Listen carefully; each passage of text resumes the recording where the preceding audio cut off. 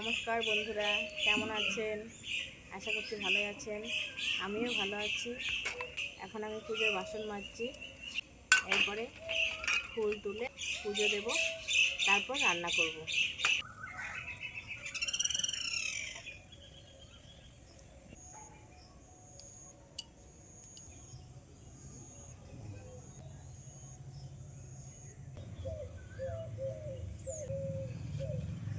টগর ফুল, খুব সুন্দর ফুলগুলো, অনেক বড় বড় হয় ফুলগুলো। বর্ষা নামবে আরও বড় হবে। তো ডালগুলো এত নরম না, একটু নিচু করলেই ভেঙে যাবে পটাশ করে। বেলি ফুল,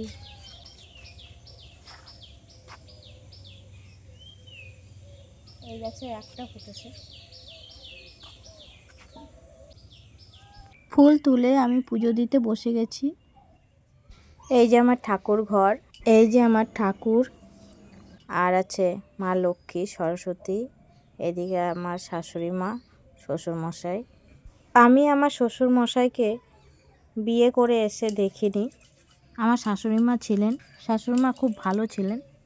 আমার বিয়ের 1.5 বছরের মধ্যে উনি চলে যান না ফেরার দেশে, আমাকে ছেড়ে দিয়ে। ওনার কাছে আমার অনেক কিছু শেখার ছিল, জানার ছিল। উনি সব কিছুতে এক্সপার্ট ছিলেন। রান্না বান্না থেকে শুরু করে বাড়ির সমস্ত রকম কাজ ওনাকে কেউ কোনো দিন হারাতে পারেনি। আমি আসার পরে আমাকে হাতে ধরে কিছু কাজ শিখিয়ে দিয়েছেন উনি, কিন্তু পুরোটা শিখতে পারিনি। শাশুড়ি মা আমাকে সবথেকে বড় যেটা দিয়ে গেছে সেটা হচ্ছে ঠাকুরের নাম, এবং ঠাকুরকে নিয়ে কিভাবে চলতে হয় উনি আমাকে শিখিয়ে গেছেন। বর্তমানে ওনার দেখানো পথে ঠাকুরকে ধরে আমি খুব ভালো আছি। পুজোর কাজ শেষ করে আমি চলে এলাম রান্নাবান্নার কাজে।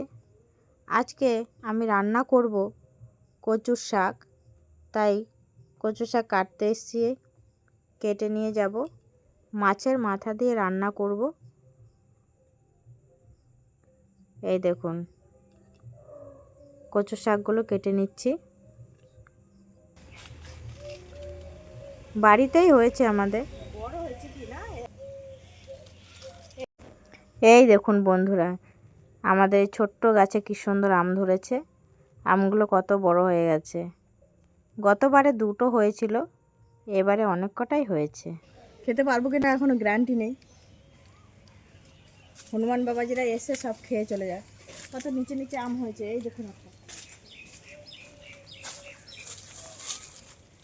এটা হচ্ছে হিমসাগর আম। ওইদিকে হয়েছে, ওইদিকে কতগুলো হয়েছে। কচু শাকগুলো এবার কেটে নেব,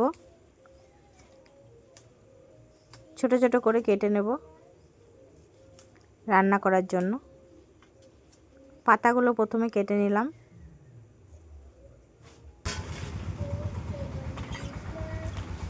এবার এগুলো পিস পিস করে কেটে নেব ছুলে।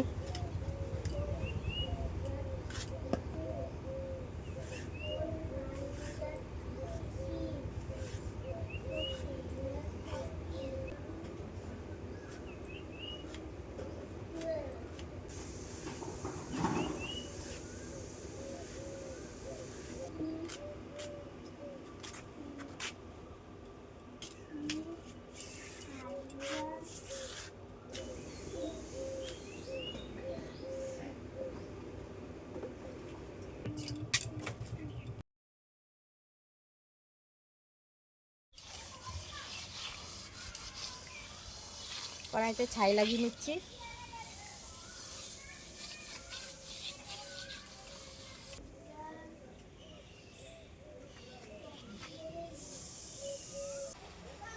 এইবার উনুনটা ধরিয়ে নিচ্ছি।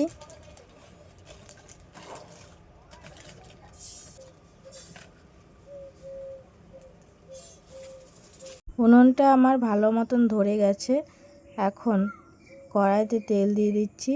তেল গরম হয়ে গেলে আমি মাছ ভেজে নেব।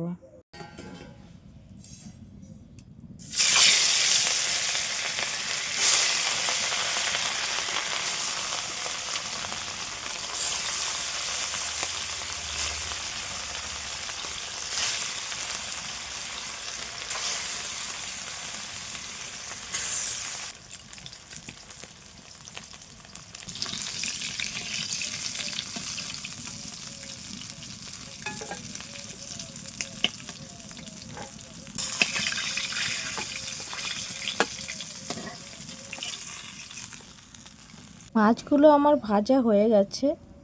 এখন ওই তেলেই মাছের মাথা দুটো ভেজে নেব।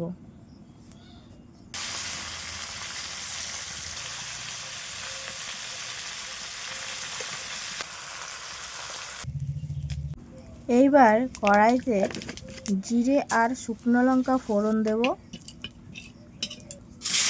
এবারে দিয়ে দেব পেঁয়াজ কুচি। এখন আমি মাছের তেল বেগুন দিয়ে ভাজা করব। এই যে মাছের তেলটা নিয়েছি,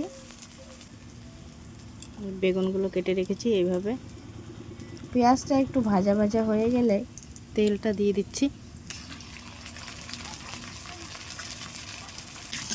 একটু নাড়াচাড়া করে নেব। কাঁচা লঙ্কা,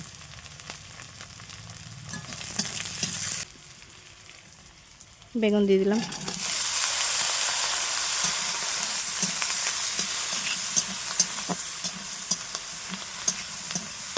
এবার দিলাম লবণ স্বাদ মতো, হলুদ পরিমাণ মতন।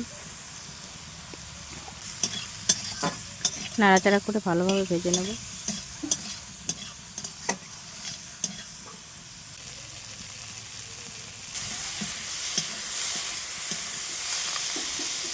বেগুন ভাজাটা আমার হয়ে গেছে, এখন নামিয়ে নেব।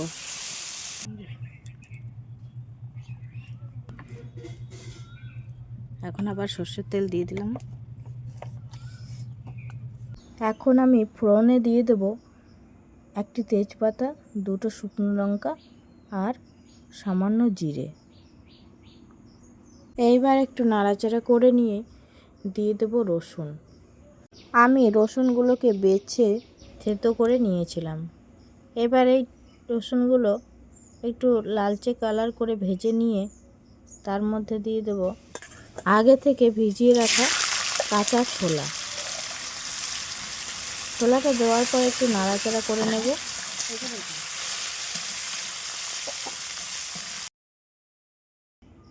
এইবার দিয়ে দেব কেটে রাখা কচুর শাকগুলিকে।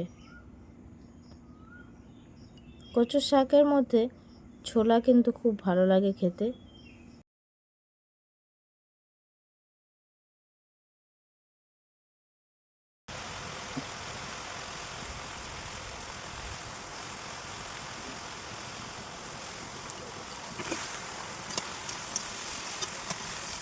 কচুর শাকটা এবার ভালোভাবে নাড়াচাড়া করে নেব, কারণ এই শাকটা রান্না করতে বেশ কিছুটা টাইম লাগে। এখন ঢাকনা দিয়ে ঢাকা দিয়ে দিচ্ছি। ঢাকা খুলে নিলাম, আবার একটু নাড়াচাড়া করে নেব। এইভাবেই আস্তে আস্তে জাল হতে থাকবে, আর এইভাবে নাড়াচাড়া করতে করতে কচু শাকটা রান্না করতে হবে।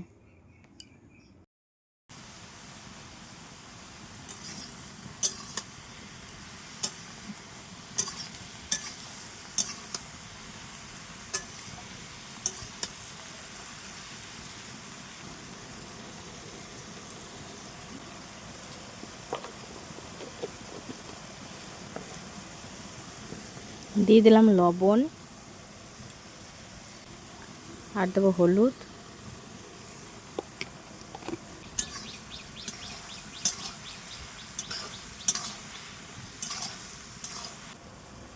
কাঁচা লঙ্কা,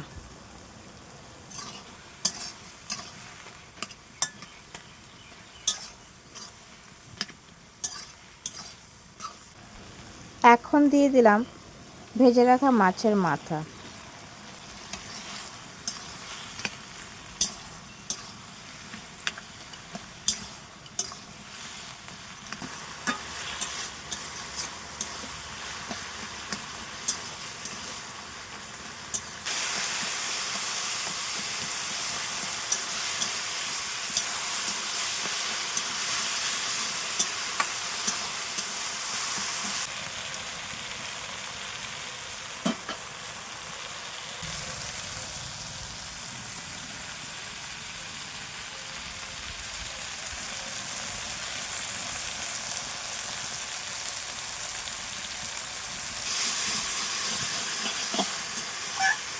এখন দেখুন কি সুন্দর শুকনো শুকনো হয়ে আসছে, একটুও জল নেই, সুন্দর একদম শুকনো হয়ে গেছে।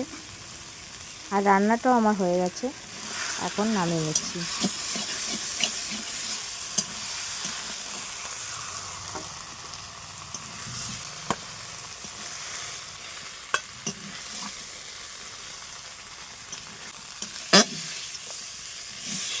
এইভাবে রান্না করলে কচু শাক দিয়ে এক থালা ভাত অনায়াসে খেয়ে ফেলা যায়।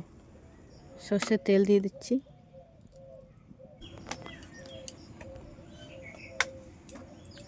এবারে ফোড়নে দিয়ে দিলাম গোটা জিরে, শুকনো লঙ্কা আর তেজপাতা।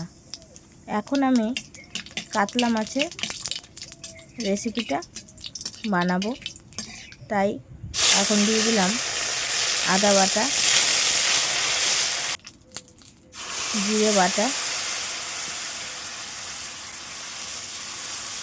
ভালোভাবে মশলাটা নাড়াচাড়া করে নেব। এখন দিচ্ছি লঙ্কা বাটা,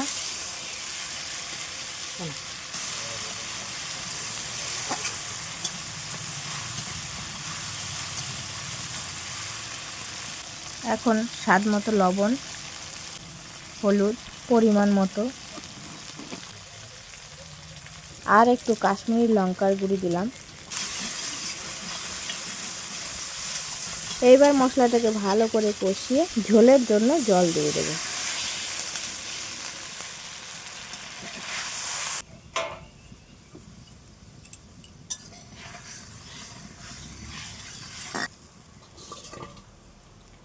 ঝোলটা ভালো মতন ফুটে গেছে, এখন মাছগুলোকে দিয়ে দিচ্ছি।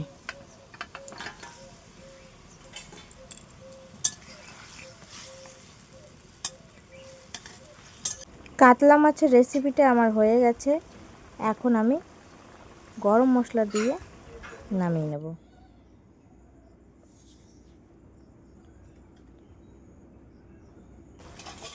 বন্ধুরা, রেসিপিগুলি কেমন হয়েছে আমাকে অবশ্যই কমেন্টে জানাবেন। আর যদি ভালো লেগে থাকে তাহলে একটি লাইক ও সাবস্ক্রাইব করে পাশে থাকবেন। ভালো থাকবেন সবাই, সুস্থ থাকবেন। দেখা হচ্ছে পরবর্তী নতুন কোনো ভিডিও নিয়ে।